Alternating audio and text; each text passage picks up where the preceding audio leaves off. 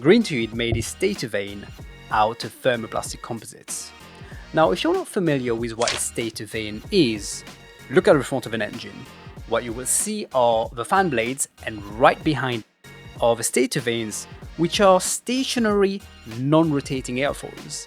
And what they really do is they direct airflow into engine within a controlled manner.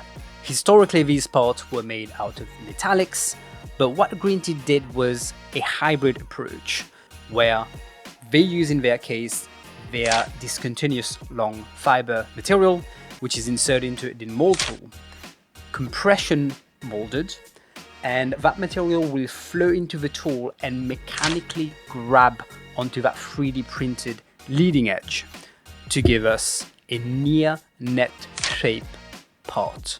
Now, a 2-mole cavity will create 10,000 parts a year.